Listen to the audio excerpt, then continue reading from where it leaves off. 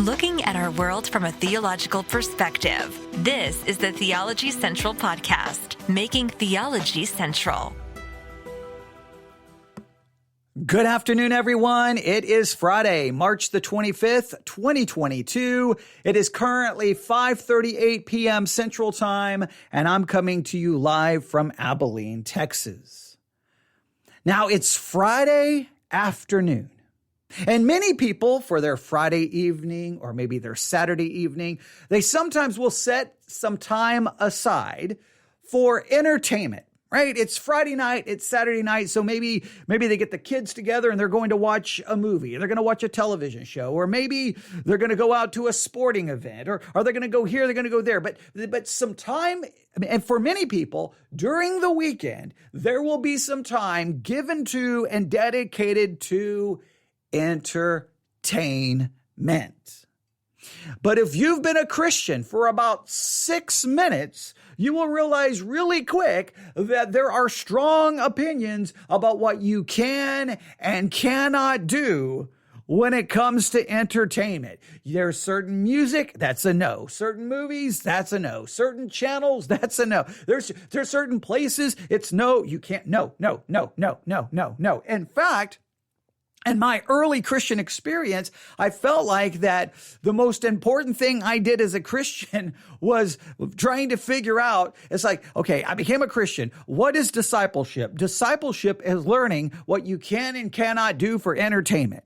Because at the time when I became a Christian here in the middle of nowhere, Texas, there were some big entertainment controversies swirling around in this part of Texas. The whole argument about dancing. You can't dance. You're a Christian. Dancing is ungodly. It's worldly. You can't dance. The whole footloose kind of phenomenon. There were some towns in parts of Texas that had city ordinances against dancing because it was ungodly and it was wrong. So dancing was wrong. Basically, I was told all secular music is wrong. If it's secular, it is wrong. And for some weird reason, that didn't apply to television because I could watch some secular television. I just could not listen to any secular music. It was really weird. And then when it comes to television, I could watch a lot of things, but the thing was if it had an R, if it had the R, I couldn't watch it. If it had other ratings, I could. So, well, it just went on and on and on and on and on and on and on. There was all these things I could and could not do. And this went into when I ended up in a church in Papillion, Nebraska in the 1990s, the first church where I started preparing for ministry, the first Bible Institute I started attending. And I found out once again that Christianity came down to what you could do for entertainment, what you could or could not do.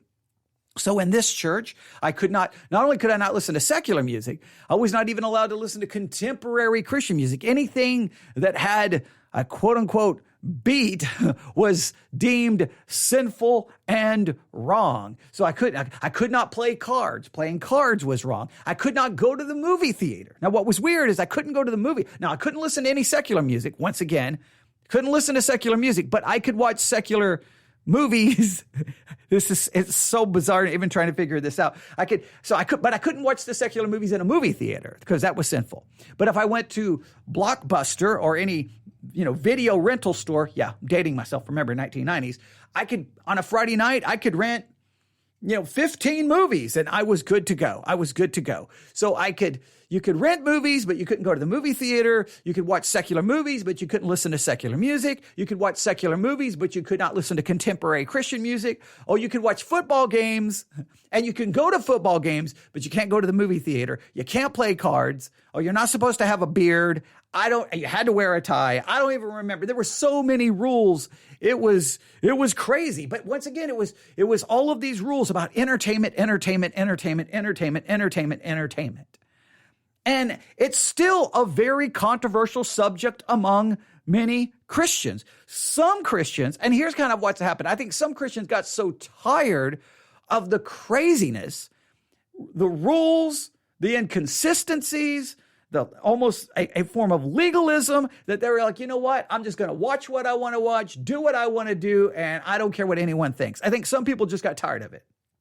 Others have dug in and they still try to maintain these standards. And it's still a controversial subject. And Christians still get upset by plenty of entertainment that is in the world. They get really bothered by it, condemn it. I mean, it depends on the week. It's either, okay, now we're boycotting Disney. Now we're going to supposedly boycott Netflix. And now we're going to boycott HBO Max. And I can't remember. I don't even remember from day to day what I'm supposed to be boycotting. I do keep up with just for information purposes, American Family Radio or the American Family Association will send out their alerts. Alert, we need you. Netflix doesn't care about Christians, or Disney, it doesn't care about your Christian values. And so stop supporting them, or whatever the case may be. It's always something. I remember when the Southern Baptist Convention, I think, had some problem with Disney. It's always something.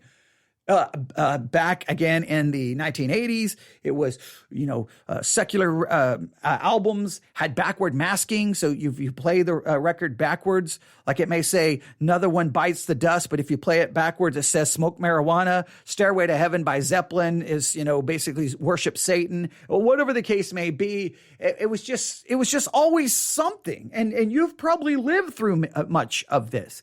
And if you were to get people in your church together, and just name a movie, a TV show, some form of entertainment, I guarantee you're going to get some people going, oh, you can't do that. That's wrong. That's wrong. That's wrong. And it's a never-ending source of controversy.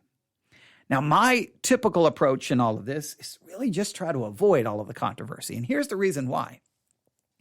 Whatever Christians are up in arms about today, whatever they've got their, pitchforks, and they've got they've got the torches lighted, and they're ready to go burn down whatever they're going to burn down and protest it.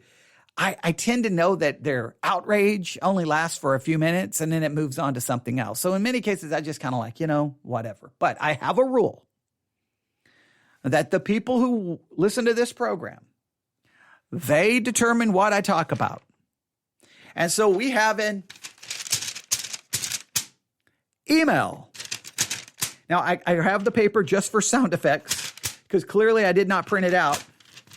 But if I just tap on my iPad, it doesn't work. So I have an email from a listener who asked me about a recent controversy surrounding entertainment and Christians, because this entertainment is supposedly demonic. Now, if there's something demonic out there, we definitely want to know about it, and we definitely want to avoid. So what is demonic? What is going on? Well, let me pull up this email on my iPad. I'm just give me a second here. I also need to do something else because I forgot to look this up prior to. Okay, there it is, because I can get the description of it. All right, here we go. All right. Okay, I think that will work. I think that's a good enough description when we need to read it. All right, so here is the email. This was sent on March the 23rd at 9:23 a.m. And I do mean this in all since I'm being sincere here. I do apologize to the person who emailed me. I didn't immediately respond to them because I saw it and I was kind of like, oh boy. Now, I did ask the people in the Discord channel, like, hey guys, what do you think about this? And the Discord channel response was kind of like, they basically didn't care. They could care less about the controversy. They just seemed pretty indifferent about it. So that was kind of like, well, then do I even deal with this? But then I thought, well, wait a minute. I remember my rule. My rule is if you email me, that moves to the top of the list. But this one, I did not move to the top of the list. So I apologize, but I'm going to make it up right here on this Friday afternoon. And I think Friday is the best day to do this because this is the time a lot of people are looking for entertainment choices this evening. What are you going to do for entertainment tonight? What are you going to watch? Now, I'm not going to tell you what I'm going to watch because whatever I tell you, it's probably going to create controversy. I mean, at this point, I could sit there and say, it doesn't matter. Whatever I could name anything. Theoretically, whatever I name, I'm going to get an email going, how dare you? You claim to be a Christian and you watch that. You don't do that. And if I name anything I'm going to listen to, how dare you?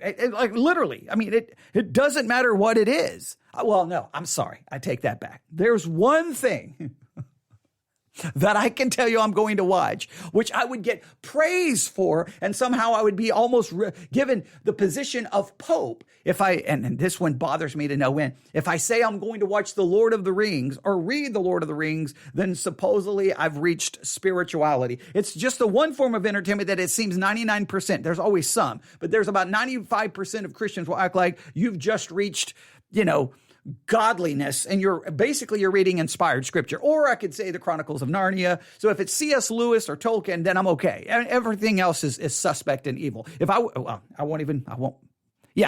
It's just really weird. So you almost have to go, hey, Christians, what am I allowed to watch? Because if I don't watch what you watch, then I'm of Satan. So here we go. Let's get to the email. All right. So our sound effects again. Now, set the paper down and go pick up the iPad. See, the iPad really ruins this. All right, here we go. It says, hi. It's been quite a while since I've seen you discuss the Christian world's response to a particular film. So I was wondering if you've come across the response in regards to the recent Disney Pixar film, Turning Red. Turning Red. All right. Now, the reason I'm kind of saying that is because I've definitely seen the Christian response to Turning Red. Now, I knew the movie was coming out because we play a game on an Apple Arcade. It's a Disney game. It's kind of like where you have like 3 or 4 Disney characters and you battle. You either try to get into the spotlight fighting to keep the other people out, or it's a rumble where you fight and try to, it's just a video game. All right. And they added a new character, and which was going to be the main character in this new film called Turning Red from Disney / Pixar. All right. And once the film came out, I'm like, okay, well, maybe we'll watch this. Right. All right. Maybe we'll watch this. I haven't got around to it. And then I started seeing all of the controversy. And then I just kind of like, oh boy, here we go. Christians are upset about it. So then I thought, do I grab the microphone and go, all right, guys, let's talk about it. And I kind of thought, you know what? Christians are going to be upset about it for what? 24 minutes. 2 days, and then they're going to move on to another movie they're upset about, or another song, or another musical artist, or something else in culture that they're yelling and screaming about, because there's always something that they're yelling and screaming about. I sometimes find it interesting, right?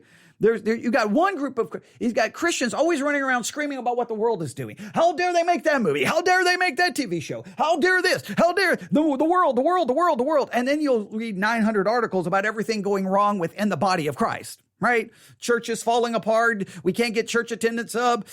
Sexual abuse, sexual harassment, child molestation. Rape. You just craziness. And it's like, but we're upset about a movie that Disney made. And let me just remind everyone, I don't know why Christians expect anyone in the world to make a movie that is going to necessarily agree with your biblical worldview. Like, why do Christians you will make movies that we like? It's like, why do you expect that? I mean, what do you expect? They're not approaching their movie making or their storytelling from a biblical perspective. So just going into it, you already have to, I don't care if the movie's rated G. I don't care if the movie's rated R. You shouldn't expect it to maintain and give you a biblical worldview, because it's not coming from Christianity. I mean, in fact, I've said it so many times, I'm more bothered by the stuff coming out of Christianity than the stuff being made by the world. That's a different story. So they asked me if I'd seen the response. Yes. They go on to say, this, amongst similarly themed videos, have been shared amongst my circles as a warning to parents to not watch this film due to what they describe as demonic content. Let's stop right here. Now, I've been told my whole Christian life, that band is demonic. That song is demonic. That movie is demonic. That book is demonic. Now, my question always is, so let me make sure I understand how this works. So if I listen to that song, or if I watch that movie, it's demonic. So does that mean demons that they come out on? Are you just saying like demonic philosophy? Are you claiming it has the philosophy of demons? Or because I've literally heard like, I'll never remember. I'll never forget. I don't want to remember. I wish I could never remember. But back in the 80s, when churches were doing their rock and roll conferences where they would have a one-night conference warning the parents of the evils of rock and roll, and it's going to end the world and Satan. Okay. And it was all about rock and roll. And then what they would do is like on Friday, they would have the conference. And then Saturday, basically the parents went to home, found all of the albums in their kids' room. And then you come back to church on Saturday night to burn all of the records. Yeah, just a crazy thing in my mind. But okay. I remember hearing this story that someone was listening to Back in Black by AC/DC, or at least the album. Maybe it was listening to Hell's Bells, which is on that album. And demons came out of their speakers. And I was like, whoa. They were listening to AC/DC, Back in Black, Hell's Bells, and demons came out of their speakers. I'll never forget. I drove as fast as I could to get back home because I wanted to. I listened to AC/DC that night. Like, I think I listened to it for 6 hours, from like 9 o'clock at night to like 6 in the morning. And I kept wanting, come on, demons, come out of my speaker. I want to see this. And no demons ever came out of my speakers, never. So, but supposedly they had demons coming out of their speakers. So like, what happens if you listen to something demonic? Like, I mean, it's one thing to say something's demonic, but what does that mean? It has a demonic philosophy. It has a demonic philosophy. Okay, then what classify a demonic philosophy? Right? So in other words, it has an anti-Christian philosophy. Okay, now it has an anti-Christian philosophy. Does that immediately mean I'm guilty because I watched or listened to something that has an anti-biblical philosophy in it? Do I become guilty of that philosophy? You're not the one teaching it. You're not the one believing it. You're not the one saying it. You're watching something that within that storytelling has something that is supposedly demonic in its philosophy or its idea. Are you guilty of it? Are you going to immediately think that way? Are you going to be immediately influenced by that? So if we start establishing this kind of as the guideline, then here's the rule.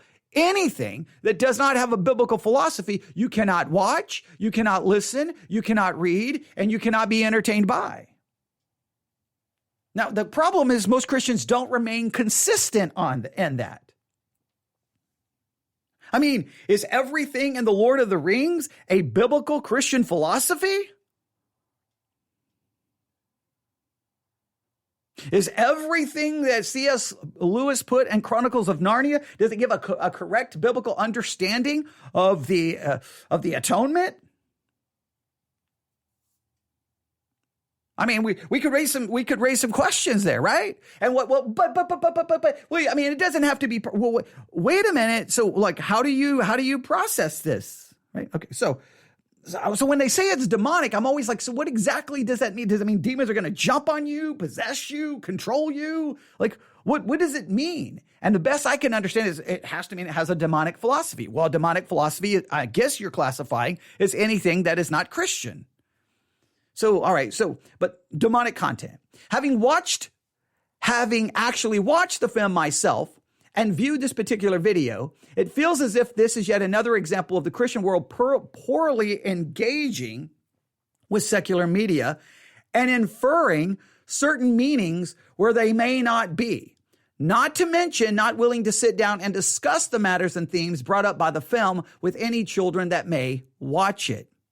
Additionally, is the lament that secular studios are willing to create and cater to all cultures except for Christians, which I thought was kind of a given since those secular studios aren't, well, Christian. Okay, all right. This person doesn't need my approach. This person literally is dealing with everything I have. And they said, hoping to see your thoughts on this matter. And they put a link to YouTube video about this subject. So we're going to review this YouTube video. Before we do so, I have here in my hands that have never been stained by nicotine. Okay. Not that really matters, but that's an old Rush Limbaugh thing. Okay. That he used to say, never mind. All right. A pop cultural reference. All right. Here we go. I wrote in my journal 6 things. Now, I'm not going to be able to take each one of these 6 things apart and break these down. Maybe at some point, maybe if there's a demand or a need for me to expound on these, I'll be more than willing to turn the microphone on again. But I wrote down Christian and the arts, or Christianity and the arts. When it comes to Christianity and the arts, and when I say the arts, music, film, painting, poetry, music, movies, TV shows, basically anything from that. We'll call it the arts, or you can call it the world of entertainment. I think in many cases, when it comes to Christians, they're never really discipled, I think, in any meaningful way in how to deal with this subject. But I wrote down some of my principles. Not all of you are going to agree with them, but that's okay. Here we go. Number 1. I think this is important. I think this is a principle that we can never forget, no matter what we're looking at. Depravity inside versus corruption from the outside. Many Christians seem to forget whenever these discussions arise about music, movies, they always seem to focus on the corruption that is outside. And the thing, it almost is taught like this: avoid that corruption. Don't hear no evil, see no evil, speak no evil, be no evil. Right? Don't hear it, don't see it, you won't speak it, you won't be it. Like, don't hear it, don't listen to it, don't listen to it, don't see it, don't watch it, don't speak it, and you won't be it. And I understand in some ways what they're trying to say, but they always forget a very important principle. Depravity already resides within us. The human heart is desperately wicked and deceitful above all things. Even our good works are nothing but filthy rags before a holy God. We are depraved inside. We are conceived and brought forth in sin. We are not sinners because we sin. We are sinners because we are sinners. We do not become sinners by sinning. We are sinners from birth.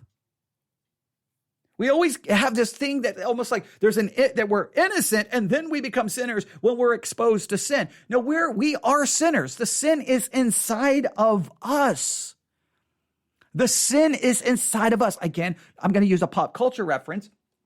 There was a movie that was made in the 70s and they remade it again, I think in the 2000s, maybe in the 2000s. But this idea that this girl, someone's like stalking this girl, calling the house, hanging up. And she's like, this person's after me, keeps calling the cops. And finally, the cops call her and tell her, hey, the call that you're getting, the person who's harassing you, the person who's stalking you on the phone, that call, it's coming from inside the house. The person's inside the house with you. Get out. Well, in a roundabout way, the call is coming inside. It's inside of you. The depravity and the corruption is inside of you. And sometimes Christians have a philosophy that no, the corruption is outside. So let me just remind you, this is very important. And I say this all the time and it bothers some Christians, but let's just make sure we realize this. Cain killed Abel before Elvis Presley, before the Beatles, before Glenn Miller and the big band era, before Beethoven, before any of that. Cain killed Abel before video games, before MTV, before rap, before any other forms of rock and roll, EDM, indie rock, you name the genre. Okay, we go through all the different genres. Before any of those music arrived, before any novels arrived, Cain killed his brother. Because the corruption was inside Cain.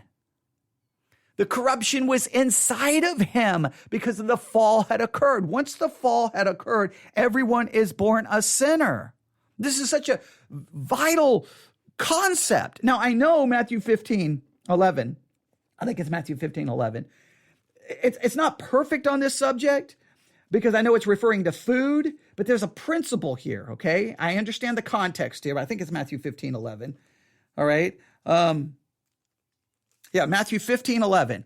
Not that which goeth into the mouth defileth a man, but that which cometh out of the mouth, this defileth a man. The defilement is inside of us. It's not what we eat. The defilement is inside of us. Now, I know it's talking about food and being ceremonially clean, and it's got the Jewish context and the Jewish law. I understand that. But the concept still remains. It's not what comes into me that defiles me. The defilement's already inside of me. So we always have to start there, all right? Number two, this is very important. So number one, we just need always, our philosophy has to be the depravity inside versus the corruption from outside. We're always worried about the corruption outside, and we always seem to overlook the depravity that is inside. You can get rid, you can cancel Disney, cancel Pixar, cancel Netflix, cancel HBO Max, cancel everything. Go live in a monastery without any electricity. You're still going to have the sin inside of you. And just go through the Genesis. We have homosexuality before the LGBTQ movement. We have homosexuality before disco. All right, we have homosexuality all over the place not all over the place in the Bible, but I'm saying it's mentioned in the Bible before all of those other things are mentioned.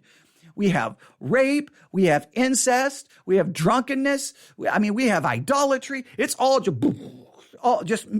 pouring out of human beings, and they don't have all of this horrible world that we think corrupts everyone. You can remove all of that and you still would have a corrupt world.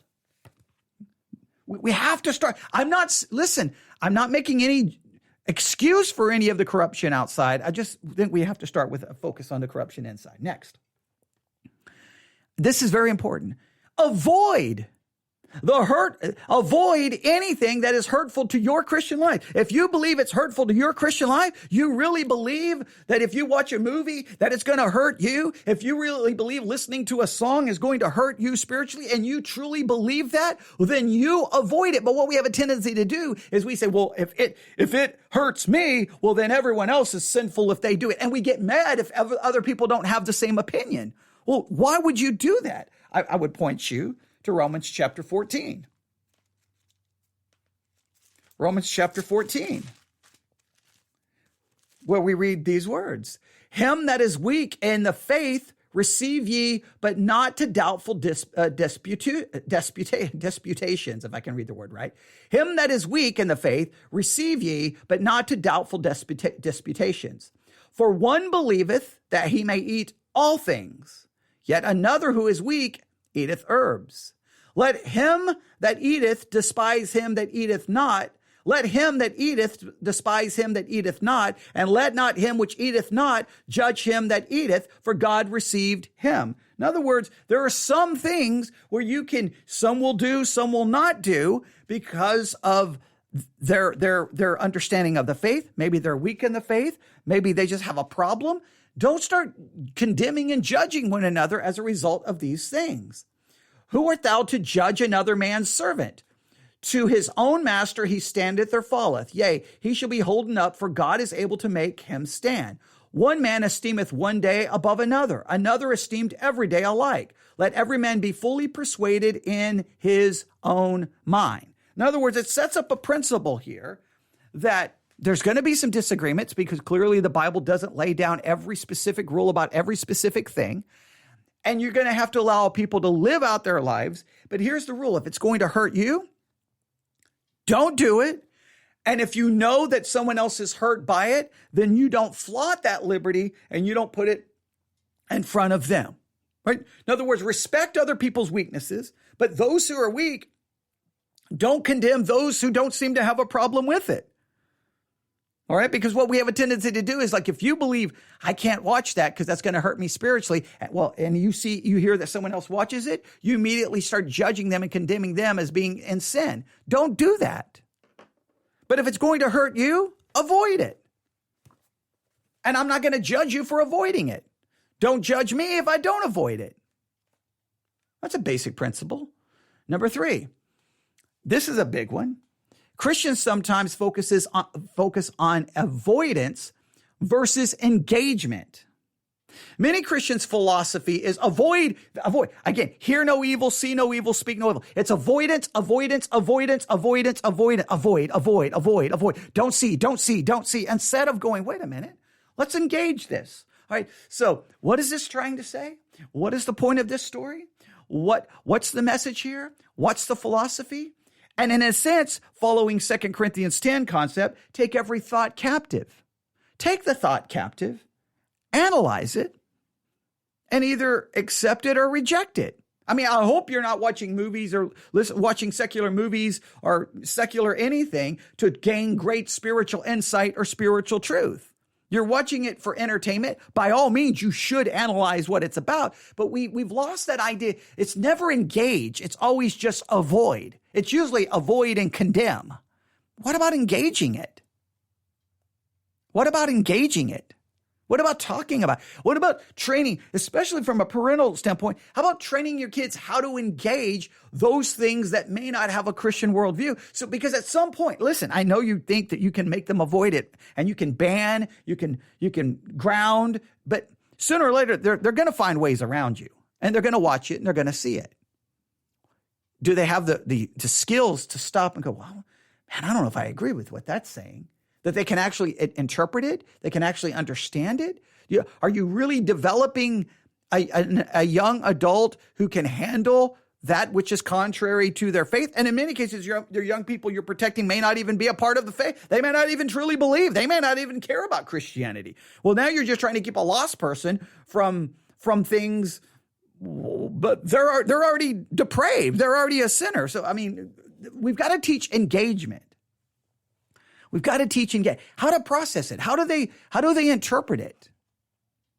Can they process what they're reading? You get some Christian young people, in many cases, who are homeschooled, and you're like, okay, so let's read this. All right, so who's the main character? What's the story arc? What's the message? And they can't even begin to even process anything. They have no critical thinking skills. They're just like, oh, bad, can't watch it. Bad, can't watch it. Bad, can't watch it. Bad. They can't process anything. Some people want to avoid it instead of engaging. Number 4. So number 1, depravity inside versus corruption from the outside. Number 2, avoid if it's harmful to you. Avoid if it's harmful to you, and don't judge others who it may not be harmful to. Number 3, avoidance versus engagement. Number 4, this is a question I want everyone to ask. Are you guilty of a sin if you watch, read, or hear about that sin? In other words, are you guilty of the sin? In other words, if you read the story of David committing adultery and murder, are you guilty of that murder and adultery because you read a story about it? If you watch a movie and it has murder in it, are you guilty of murder?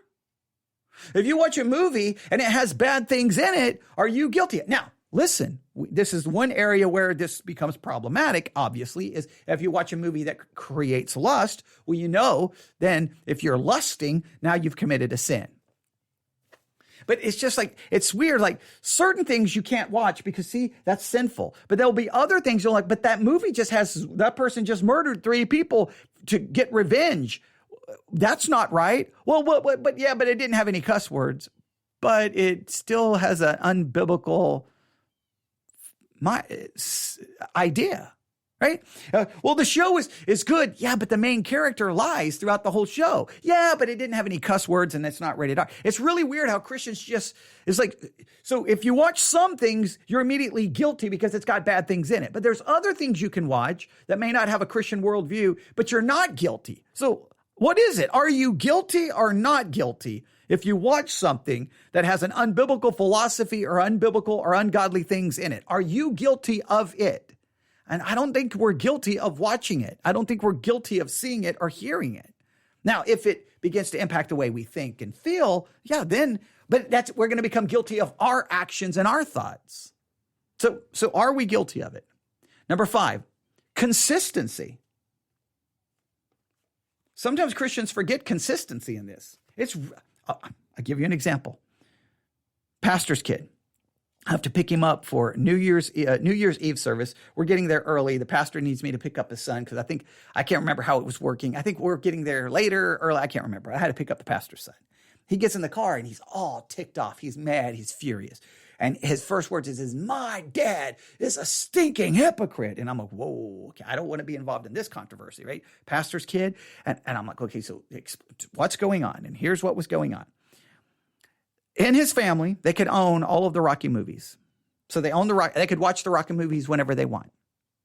Now, Rocky 1, Rocky has, they clearly hint at it. He has a physical relationship with Adrian before they're married. So you're already in the first movie, you have premarital sex, even though it's not explicit, it's implied and it's not condemned. So is that right? Is that wrong? Okay. But so they have all the Rocky movies. I think it's Rocky 3 that has the famous song, Eye of the Tiger by Survivor. All right. So they can hear the song in the movie. The kid was like, man, I like this soundtrack. So he bought the soundtrack. And they were already way late in watching these movies because I think Eye of the Tiger came out, in the 80s. So they were already way late discovering these movies, but he liked this. He wanted the soundtrack. So he bought the album. Father found the album, destroyed it, and said that it was sinful and wrong for him to have the album. Now here, try to understand this. You can have the movie, but you can't have the album. Does that make any sense? Does that make any sense at all? That's the most ridiculous thing I've ever heard. And we would notice it that many of the teenage girls in the church would watch different movies, maybe by Disney, and they would have these secular songs in it, maybe in the closing credits or wherever. These songs were super popular, maybe on secular radio. They couldn't listen to the song on secular radio. They couldn't buy the album. But guess what? When the movie credits would run, they would all be sitting there singing every single word. And that was somehow okay, but they couldn't buy the album because that was wrong. Well, what kind of insanity is that? Same thing will happen. If a movie has any form of witchcraft or magic, it's immediately sinful. Unless it's in the Chronicles of Narnia or Lord of the Rings, magic, wizards, witches, somehow now is acceptable. Complete inconsistency. It's just bizarre how there's no consistency in it. And again, maybe because they're so used to just avoiding instead of engaging. And then a number 6 thing that happens is, what do we really want? Like, what do Christians want? I think we think that we want the world to give us the movies we want. Why do we think the world is going to be out there trying to make movie to please you? And just think about it. Even when Christians make a movie, Christians then fight over it. Like Christian makes the movie, like, well, I don't think that's really biblical, and I disagree with that theology. As soon as a movie is made by a Christian, there's going to be Christians condemning them. Christians can't even agree on Christian movies. They go like, no, they shouldn't have done that. That's too much violence. They shouldn't have done this. That was sinful. That wasn't doctrinal. That wasn't theological. And then they start judging the movie and ripping it apart. What do Christians actually want? I don't really know what they want. They condemn Christian movies. They condemn non-Christian movies. I think every individual Christian thinks that the world should just be out there giving them the entertainment specifically made for them, fitting their specific theology and their specific doctrine. And that is the most arrogant and conceited thing I've ever heard of in my life. So there are some of my principles. Now, we've got to hurry because we got to review this particular audio clip. This comes from YouTube. A pastor talking about the movie Turning Red. Now, just so that you know, the movie Turning Red, have it right here, is a movie that was released on February the 21st, 2022. All right? Turning Red. And here's the official trailer. We could play it. I was going to play it. It's distributed by Pixar, Walt Disney Pictures. All right, basically, the movie is about a 13-year-old girl who is torn between being her mother's obedient daughter and the chaos of her youth. As if that were not enough, when she gets too excited, she turns into a big red panda. Now, clearly, the movie is about coming of age, the whole change that you start going through as you reach 13 years of age, 14 years of age, and that struggle of parents and your own personal identity and friends. And this story has been told a million different ways. But for some reason, the way they tell it in this particular case has ignited the wrath of Christians. We've got to take this down, at least according to some. Let's see what this video, I have not watched the video in advance because I never do that because I don't like to rehearse my responses. We're going to listen to this video that was sent to me in an email by a listener. Are you ready? Let's jump in. Mike Signorelli, you are senior pastor of V1 Church in New York City. How's it going today? Hey, it's a great day here in Queens. I'm in New York City. Thanks so much for having me on. All right, the reason I'm having you on, we're diving into this topic of Turning Red, this new Pixar and Disney movie. Now, you put out a fairly long video on this, a really interesting commentary on the film, and you said a number of things, but one thing you said was, this is not a children's movie. What led you to that conclusion? Well, I believe that every parent, not just a pastor, but a parent has a mandate to actually screen material, because every single device you have in your home is a portal, either a window into the things of God or, unfortunately, things that I believe are demonic. And so, All right, let's stop right here. Now, I do understand being a parent in any year is difficult, right? What do you let your kids watch? What do you keep them from? How do you handle it? How do you process it? And every parent has a different approach. Now, I also have been a Christian long enough that I've seen every approach under the sun. I've seen those who are like, you will not watch this, and you will not watch this, and no, rules. And I've seen that. Kids grow up out of that. Many renounce the faith. They walk away from Christianity and they hate everything. Others who come from that background, they grow up and they follow Christianity. They may change their parents' standards, but they follow Christianity. I've seen those in homes that are like, you know what? You can pretty much watch anything you want, and we're not even going to really talk about what you watch. They give them like complete license and liberty. They're very liberal in their approach. And I've seen some of their kids grow up and renounce the faith, or some of their kids grow up and guess what? Become Christians and follow the faith. So I've seen every approach with every different kind of result. Typically, it's younger parents who think that, if we do, we're going to do this and that, because all the other parents who've ever done it have all been wrong, and we've got it all figured out. It's always young parents who think that they've got it all figured out. They're going to master it. They're going to show everyone else how it's done, and then they realize that sometimes, especially when it comes to salvation, it's not based on your parental skill. It's based on the grace and mercy of God and salvation, but that's a whole different story. But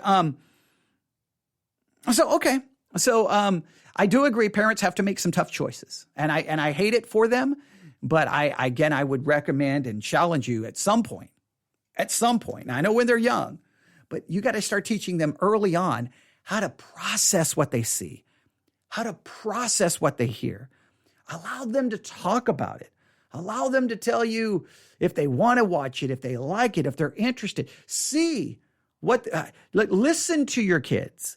Let them speak. Let them give them the freedom to be able to express, man, that looks really cool. Okay, well, why do you think that looks really good? What do you think you like about that? And you may be a situation where you watch it with them. I definitely watch with them. Definitely listen with it. Too many parents are just like, you can only watch what we tell you to watch and only listen to what we listen to. And we won't like go over and try to, so why do you like this? Let's listen to it together. Oh, you like this book? Let's read this book together. And then get them talking about it and discussing it and processing it, because you're giving them a skill that will last the rest of their life, that they can engage things and process it and think about it biblically, logically. You can give them the Christian perspective. You can give them the world's perspective. Engagement. All right. But so I understand parents do have a hard job in front of them. And yes, on that iPad, on that device, they're going to look into either a Christian worldview or a biblical or a secular worldview. But are you going to keep them from never seeing the secular worldview? Ever? The only thing they can do is listen to sermons, and I mean, like you're just because so many times I'll hear Christians, I'm not going to let my kids see anything that basically is not biblical, and then you'll look at something that their kid is reading or what, and you're like, you do realize that's not a very biblical concept right there, right? Well, but it's not. It's just, again, now you get back to the consistency issue. But okay, all right, let's go through this. as a pastor and a parent, I have an elementary school aged kid. I was like, this is a Pixar film. It's obviously going to be watched by millions and millions of people. I want to know what I'm exposing my kid to. And within the first 8 minutes, I was absolutely appalled. So let's talk about those first 8 minutes. And by the way, okay, 8 minutes. Appalled. So he's using strong language, right? He is appalled by what he saw in a Disney Pixar film in the first 8 minutes. Now, let's find out what was so appalling, what was so shocking, what was so horrible in the first 8 minutes of the movie Turning Red, which is available. I think you can watch it now. I think it's on, Disney Plus. Disney Plus. Yeah, it's a Disney film. Okay. Oh, too many streaming stars. I was going to say on Paramount Plus, but no, it's on Disney Plus. All right. Here we go. In your video, you really go, you show clips, you go in depth on this, but what was the thing that disturbed you the most at the beginning of the film? Yeah, well, full disclosure, the video's already been banned on YouTube in all countries, which was kind of to be expected. I took a risk and just felt like I had a responsibility to share the theological perspective on this. It's still up on Facebook for the time being. We'll see how long that lasts. But, really, it's giving like an Eastern perspective. Stop right here. He's kind of insinuating a little bit there. He didn't say why it's banned. He's kind of insinuating it was banned because I was giving a theological point of view. I bet you, because they just said he was showing clips, I bet you it was banned for copyright infringement. I guarantee you. Now, I'm not saying I hate that, because to me, fair use would allow you to show clips as long as you're offering it for critique and review. But then the problem is trying to fight a copyright infringement charge with YouTube is very difficult. They typically just side with, they don't want to bother with it. They don't want to fight it. And then if you try to fight it, well, then you're fighting Disney, and it just turns into a mess. It turns into a mess. So I remember I did a video. Me and my daughter just wanted to, we were reviewing the DirecTV. It was AT&T TV. Now it's DirecTV Stream, the streaming service.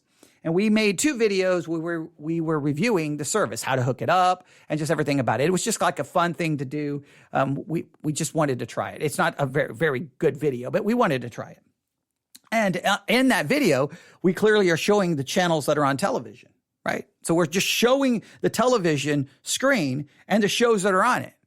And we got hit with a copyright infringement that we were showing a show and that we were violating the copyright. Now, I did fight YouTube on that, and they actually listened to me, and they were like, you know what? That's not a copyright infringement. You're just showing the different channels as you're reviewing a streaming service.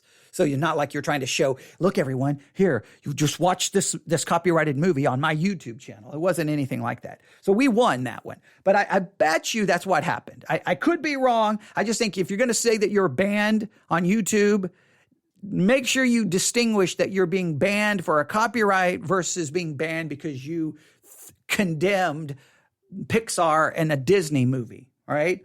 I would at least put it this way. Let us know why, because it's kind of being hinted at. It's kind of being implied.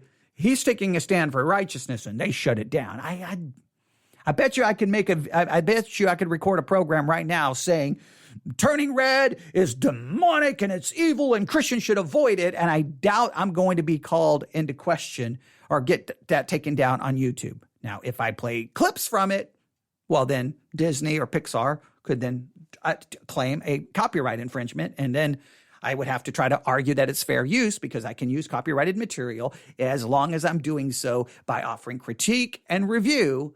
And it's transformative.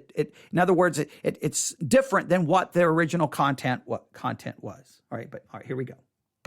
And so the problem, though, I have is that, number one, it's a coming of age piece. And so it's essentially about a girl experiencing, her monthly cycle. And then as a result of that, there's all this spiritual connection to, ancestral communication, which is communication with the dead. We know in Hebrews chapter 9, verse 27, it's appointed once to live and then to die, and we face judgment. And it's strictly forbidden in the Christian context to communicate with the dead. And so even within the first 8 minutes, you have chanting, communication with ancestors, and immediately a red flag should start to go off. But unfortunately, there's millions of parents who are Christians, and they'll not even know that their kid's watching it in the other room, let alone even have the red flag to say, do I want my kid to be exposed to this as a gateway into maybe future adult interactions? Okay, so let's stop here. A couple of things. So he's throwing a lot of things that are in the movie. Clearly, there's some things in the movie that aren't Christian, demonstrating that the character, the family, has a different set of beliefs, a belief system that's not Christian. Now, imagine reading a story where the characters have a different philosophy than Christians. I know this is absolutely the most shocking thing I've ever heard. I'm watching a movie where the people in the movie come from a different cultural background with a different cultural philosophy and maybe even different religious practices. Perish the thought, ladies and gentlemen, do not watch. We should never watch or hear anything where people come from a different background or have a different perspective. Or you have to let your kids know this system of belief is different than our system of belief, and we believe our system of belief is correct because of the Bible, and this one would be false. Like, you know what I'm saying? Now, he did mention the girl's monthly cycle. I've heard a lot of people talk about this, that it could be representing this. I'm going to try to close this. Here we go. Here's a news article in regards to this. Pixar's Turning Red caught some parents off guard, but the film isn't the problem. Pixar's latest film has some parents turning red, upset or embarrassed that an animated coming-of-age film makes references to periods. Turning Red, streaming on Disney+, tells the story of a 13-year-old Chinese Canadian honor student. Stop right there. The girl is Chinese. Her family is Chinese. Therefore, their Chinese culture may come into play, and clearly it may not look like your white American evangelical family. I know, shocking, right?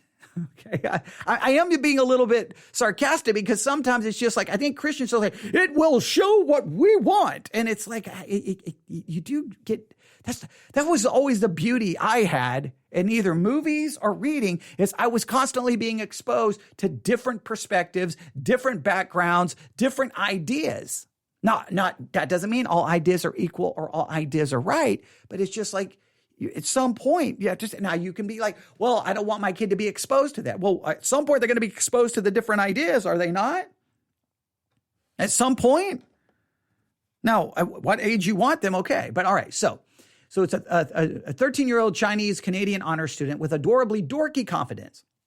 That all changes when the young girl marks her womanhood by poofing into a giant 8-foot red panda whenever she gets excited, angry, or over emotional. A metaphor for adolescence and puberty. So this is a metaphor for adolescence and puberty, right? In other words, the changing into the 8-foot red panda is a metaphor. Now, that's good to teach your kids on how to interpret a metaphor. Right? That would be a good. While the film shows these changes aren't something to demonize, some parents found issue with the topic being brought into a children's movie. I would not feel comfortable allowing our oldest daughter, 7, to watch this movie because she wouldn't understand what is happening to the girl. Definitely not appropriate for a 7-year-old who has truly no concept of puberty or what that even means when posted on Facebook. All right? Okay. Every parent's got to decide when the kid should understand these puberty, what's going to happen in puberty, when they should be notified of this, and how you're going to instruct them on this. We watched all the way to the part where the mom brings in ibuprofen and pads. I'm absolutely mortified. Luckily, my child was clueless. It's safe to say that I've learned my lesson about reading movie reviews before I let my boys watch another shared. While parents may be caught off guard, by curious kids asking questions about puberty or periods after seeing the film, experts say the real issue is not talking about periods at all, as well as the social stigma. Dr. Robin R. Miller, interim chief of adolescent medicine and pediatric and adolescent gynecology at Nemours Children's Hospital in Delaware, deals with periods every day. I don't think that periods are talked about on a consistent basis in households, and I think that oftentimes people aren't aware, she says. It's nice to give them the tools they need to really deal with things. Now, so the movie does obviously give some insinuation to this. Now, it's not a sinful, horrible thing. Menstruation is not something that, but I can understand it could raise some questions, and you have to like, oh, okay, what do I do here? Now, I do agree that sometimes, put it this way, whenever you watch anything, right? Whenever you watch anything, okay?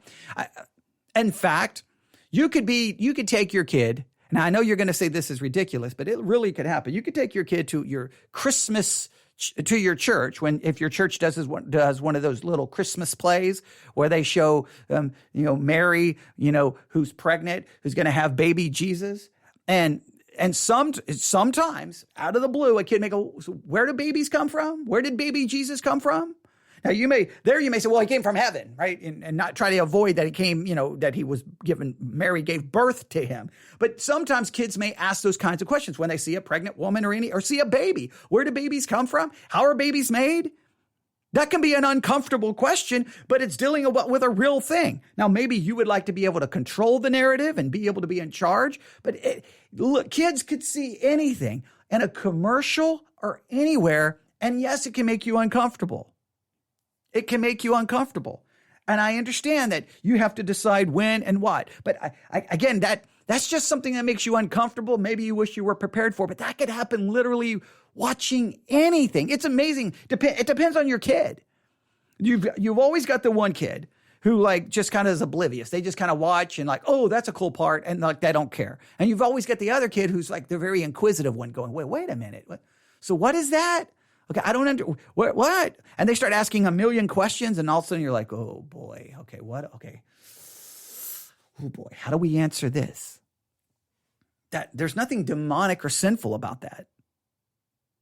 That's just that the storytellers decided to include it's a movie about a 13-year-old girl basically dealing with puberty. Well, what are some issues that arise during puberty? Just the synopsis should give you enough idea. Well, this is dealing with a girl going through puberty. Now you may think, it's a Disney movie, so they're not going to deal with the real issues of puberty. You could try to draw that conclusion, but the storytellers decided you may not agree with their storytelling thing, but I don't know. It's just something to get so upset about, and now we've already been told basically it's demonic because clearly it demonstrates an Eastern cultural perspective on maybe spirituality. Okay, well, because it's a Chinese family, right? All right, let's continue. Beliefs with something that the Christian faith condemns. Yeah, and it's interesting because I know I've seen some people react and say, okay, well, a lot of Disney movies, a lot of, animated movies have these elevated themes, have elements of maybe not the occult, but I guess magic or make believe. What do you think sort of makes this film maybe different from some of the other ones out there?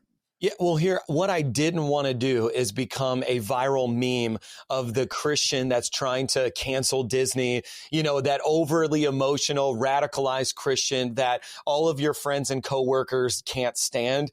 And I even said in my video, I'm probably going to get a lot of hate for this. I have already, but there's many more who are thanking me saying, my discernment needs to increase.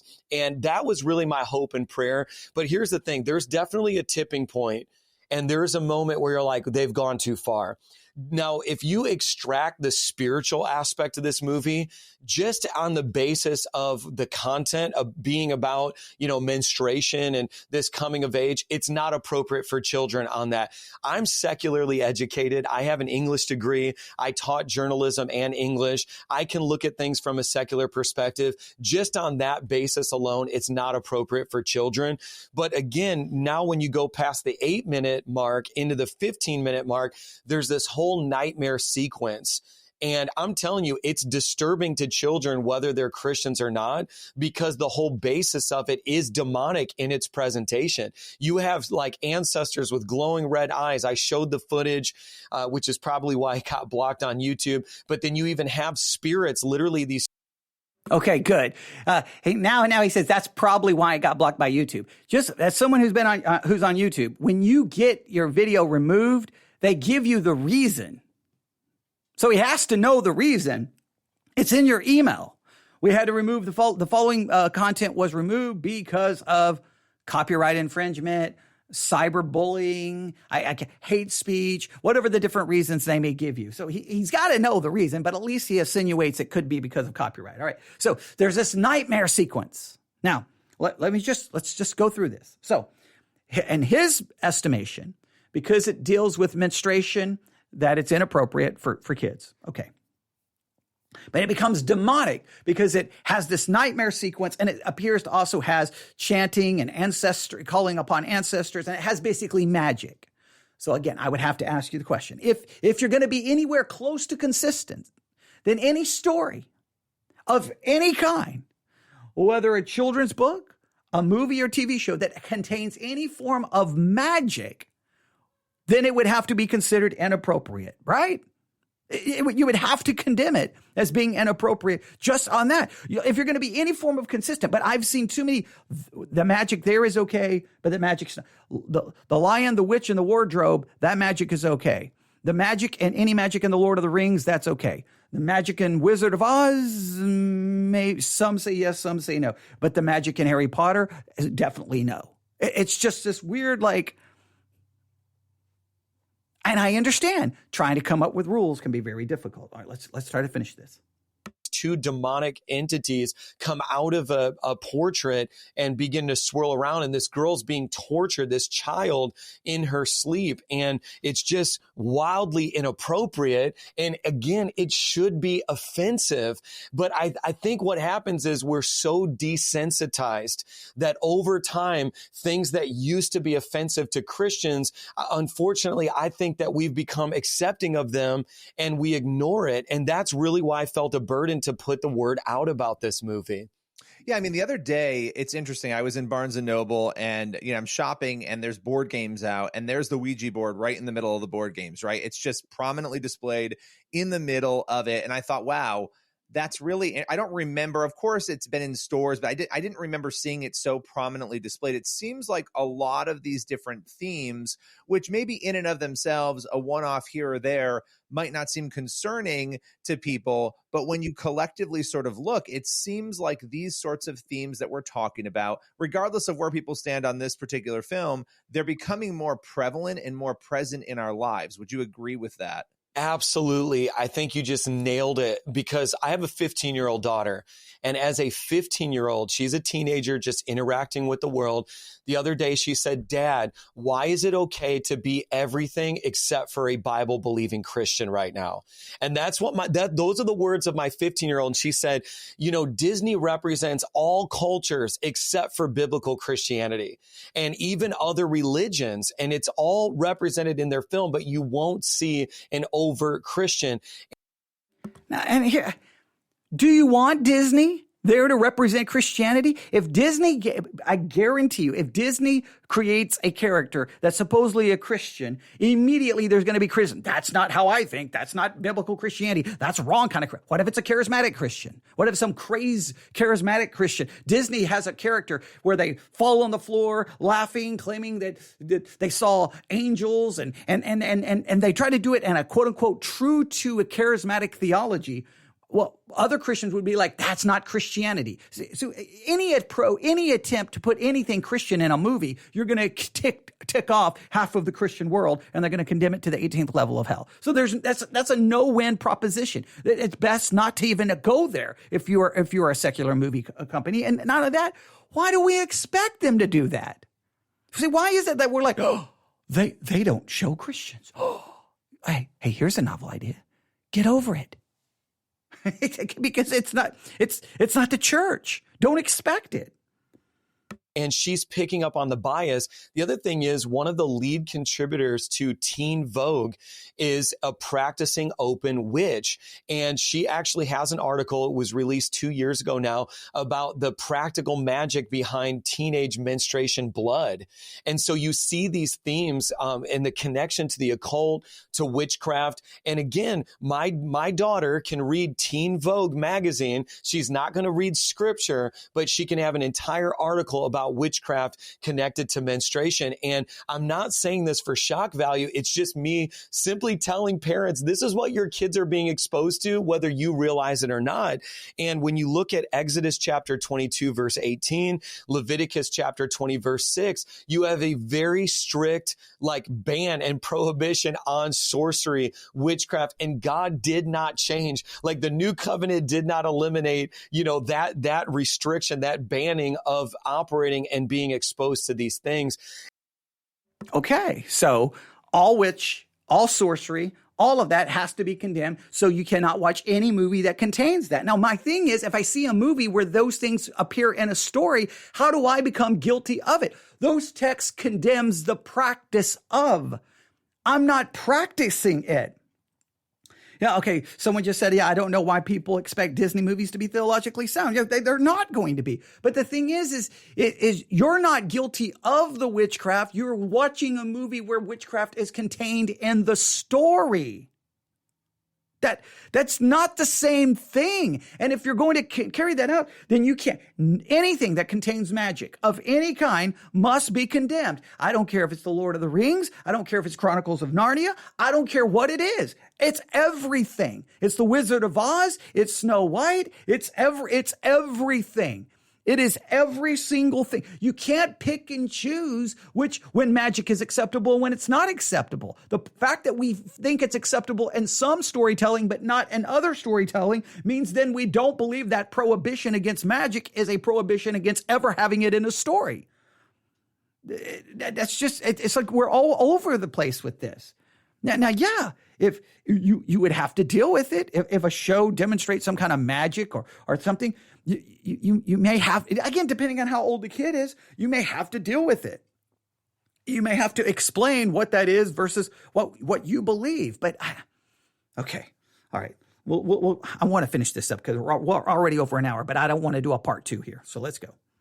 And when I think about the nation of Israel, ancient Israel had bordering countries and nations that were involved in witchcraft and sorcery. And God was like, it's possible to be in relationship with them and not actually co-opt and begin to be involved in the practices that they're doing. And so, listen, we're not going to create our own little Christian bubble. It's possible to be in a relationship with people, but it's what the problem occurs is when there's this mixing. And right now you see that Christians are reading their Bible, but also reading horoscopes. You see Christians who are, believing God for deliverance and freedom from demons, but also going into and burning sage to cleanse their home. There's this intermingling that's happening. And I think this Pixar Disney situation is just another one of those gateway experiences. And to me, that should be so scary to those who don't know this is going on until they heard this talk right now. Okay, so now you're going from watching to practicing. Now, if someone's practicing or doing, then we can condemn that. But so Turning Red is a gateway. It's like a gateway drug.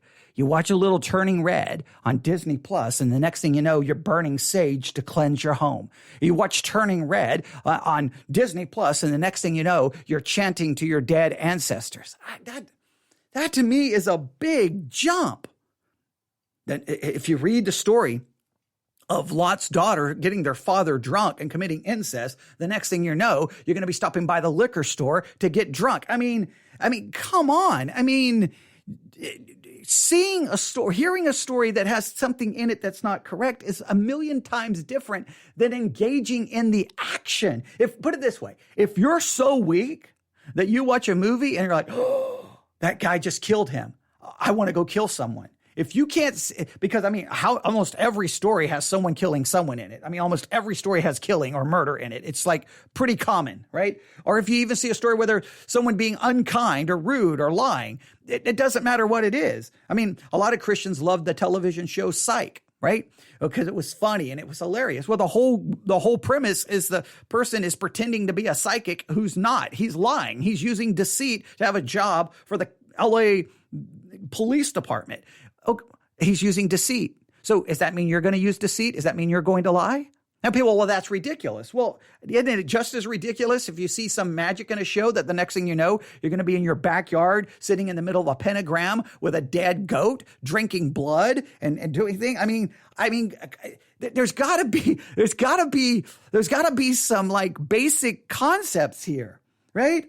I mean, it's perfectly acceptable to say, hey, kids, you see on this show, that guy, he's lying. He's using deceit to get this job. Is that a good thing or a bad thing? Place the moral dilemma before the children and see what they say. If they're watching a show, if this person just killed someone, is that appropriate? Is that right? Is that wrong? You get them to engage in it. But if you avoid, basically, if you create a situation that you cannot watch, read, see, listen to anything that contains something, because he's like, the Bible has prohibitions against witchcraft. Well, the Bible has prohibitions against murder. The Bible has prohibitions against lying. The Bible has prohibitions against drunkenness. Go through every prohibition in the Bible, and then you cut out any entertainment that contains one of those prohibitions. Either in a sense, put up or shut up. Hey, it's got witchcraft in it and the Bible condemns witchcraft. That movie over there has lying, has deceit, has murder. The Bible prohibits those things. So why are you watching them?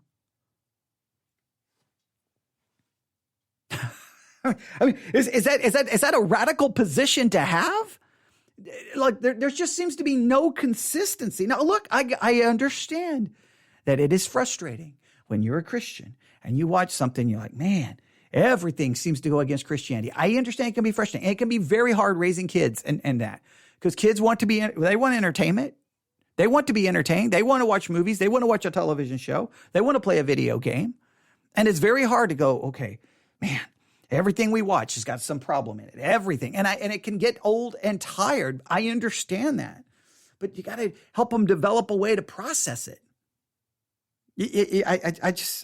Or you have to go complete avoidance. And trust me, go complete avoidance and see how well that works out for you. Maybe it'll work out great.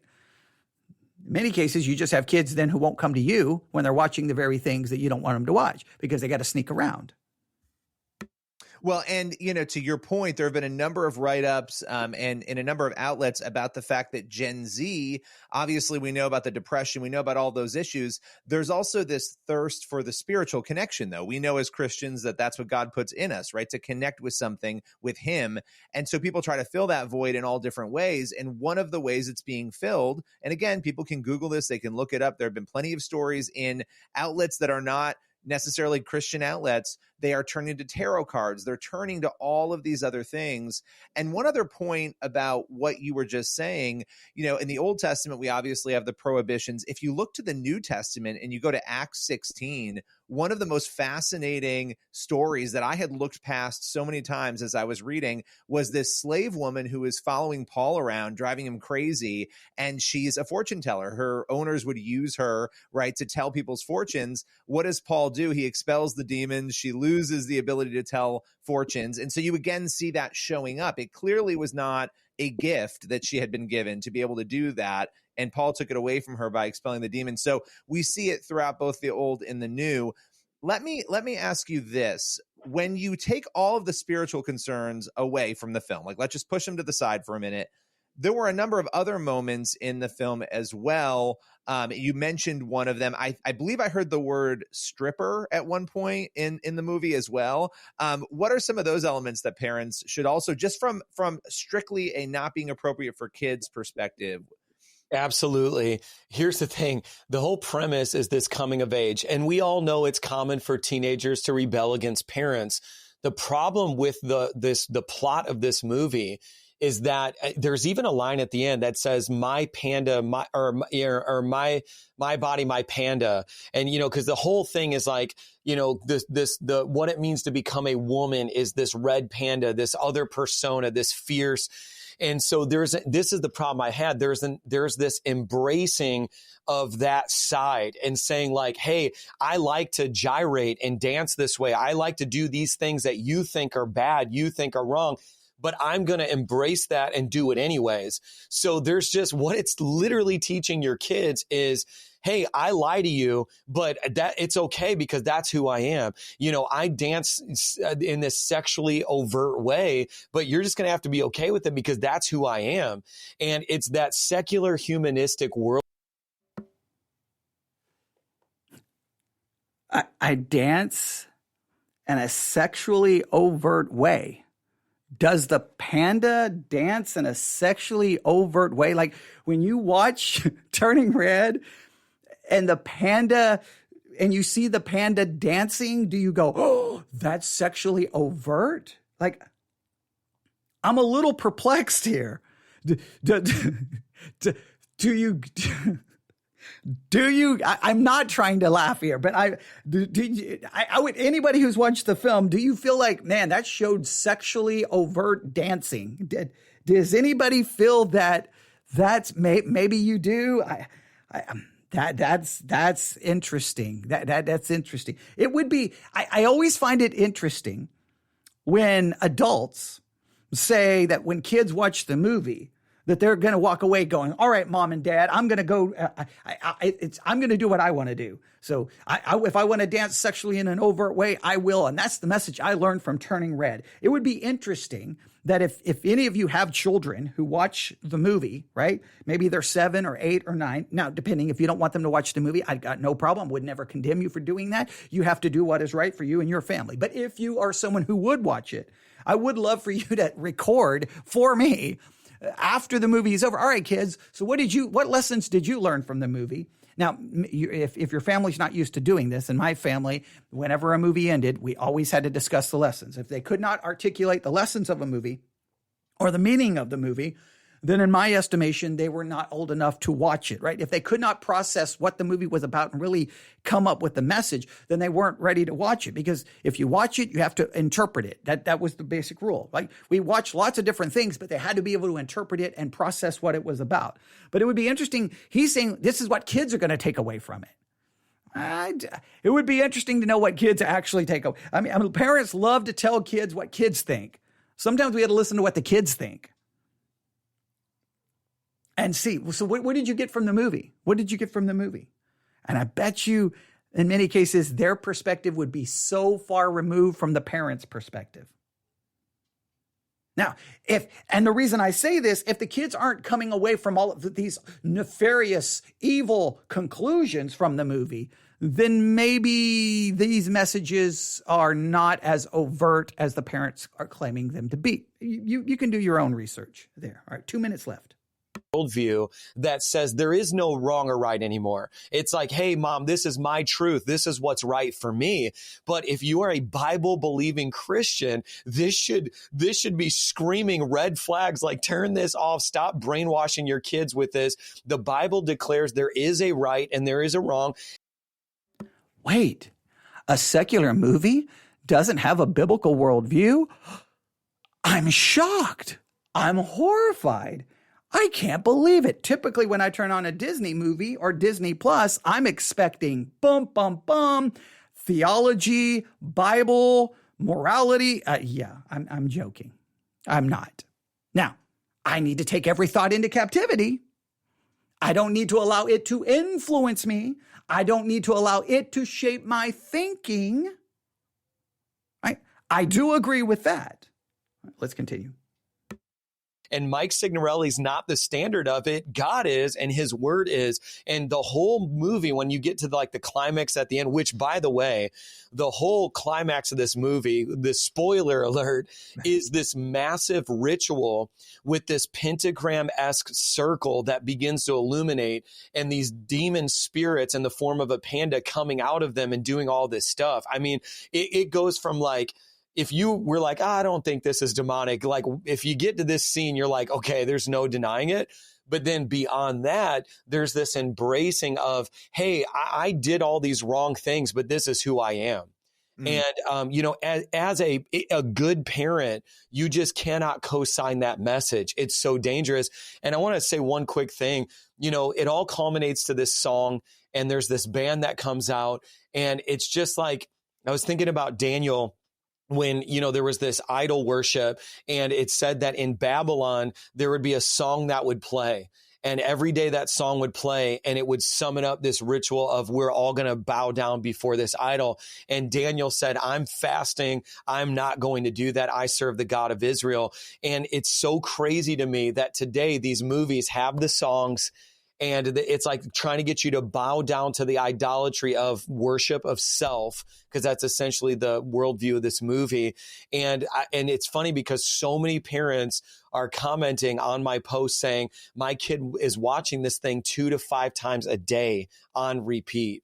And so what you're getting is not the song, but the ideology behind the movie. And the song is like the desire. Repeat it, repeat it, repeat it. This stuff is so dangerous. Well, listen, I appreciate you taking the time to. There you have it. I'm curious. I'm curious really quick, just for, let me see if I can find it. Let me go to Apple Music really quick. I'm assuming the soundtrack is available. I am just, because this is supposedly, you know, some serious demonic stuff going on here. All right, here's the soundtrack. It looks like Billie Eilish's brother helped make part of the album. The album's got a lot of 29 songs on the album. Let's see here. Phineas. Billie Eilish's brother helped make the soundtrack. So here's some of the songs: "Nobody Like You," "One True Love," "You Know What's Up," "Family," "Turning Red," "Temple Duties," Jen's Family Dinner, "Drawing Love," "Never Again Dream," "Turning Panda," "Pandemonium," "Ancestors," "Inconvenient Genetics," "You Know What's Up," "Tyler's Deal," "The Aunties," "Grandma's Warning," "Keeping the Panda," "Dad Talk," "Red Moon Ritual," "I'm Keeping It," "Making It Right," "Unleashing the Panda," "Stadium Ritual," "Pandas Unite," "The Real Ming," "No Going Back," "Let Your Inner Panda Out" is the last song. I wonder, are there lyrics here? And there's no lyrics. So is there, what's this? Okay, "Nobody Like You" is the single. All right, here's the lyrics. All right. "Yeah, oh yeah. I've never met nobody like you. Had friends and I've had buddies, it's true, but they don't turn my tummy the way you do. I've never met nobody like you. Oh yeah, yeah. You're never not on my mind. Oh my, oh my. I'm never not by your side, your side, your side. I'm never gonna let you cry, cry, cry. Don't cry. I'll never not be your ride or die. Let's call it what it is. It's a masterpiece. Got a whole lot of love for them city streets. Glendale, tonight is the place to be. Got a big boom box and a new CD. That's a very dated reference. Come on, everybody, let's tear it up. If you want mad skills, you can share with us. I want everybody to stop and stare, and you know why it's me. Woohoo, it's too good. Yeah, haha, let's go. You're never not on my mind, on my mind. I'm never not by your side, your side, your side. I'm never going to let you cry. Oh, cry, don't cry. I'll never not be your ride or die. Okay, we can go on and on and on. Okay, well, yeah, this sounds like maybe, Billie Eilish and Phineas are the ones who wrote the song. So it's kind of like a / kind of love song, maybe, like, you know, when you're 13, 14, 15, getting that first crush, maybe that's what's going on there. I don't know, but I bet you... there you have it. You can draw your own conclusions there. Here's the thing. If you If you feel it's going to hurt you spiritually, don't watch it. You have a parent, you've got to make the best decision for you and your family. But just be careful not to go condemn another family who may have a different perspective. And whatever your perspective is, teach your kids in some capacity. It's absolutely, I will absolutely die by this rule. Teach them how to process what they watch, how to interpret it, how to understand the meaning, the message. Teach them to talk about it. Like, what did you get from that movie? What did you think about that? What did you like about this character? You remember when this character did that? So what do you think about it? Because in every show, there's moral dilemmas set up. How are they processing the moral dilemma in the show? Are they determining if they think that's right or that's wrong? Not just them going, show bad, had bad word, show bad, it's not Bible. No, processing it, thinking about it, having a meaningful conversation about it. Not like, now you're going to sit down and you're going to listen to me as I tell you everything that was wrong in the movie. No. It's like asking questions. So what did you think? So what did you like? Oh, who was your favorite character? What was your favorite part? So what do you think the movie was trying to say? Well, what lessons did you learn from the movie? And then just get them talking about it and just see how they're processing it. See, teaching them that ability, that to me is essential, no matter what your view is on what they can or cannot watch. If you don't want someone to watch this, that's perfectly okay. Just be careful to give some people some freedom and liberty that maybe take a slightly different approach. Are there things, I'm not saying the movie is godly. I'm not saying the movie is giving a Christian worldview, and I wouldn't expect it to, because it's not a Christian movie. All right, we'll stop there. You can email me, newsif@yahoo.com, newsif@yahoo.com. That's newsif@yahoo.com. All right, those in the Discord channel, please just blow up the Discord channel with all of your disagreements. All right, everyone have a great night. God bless.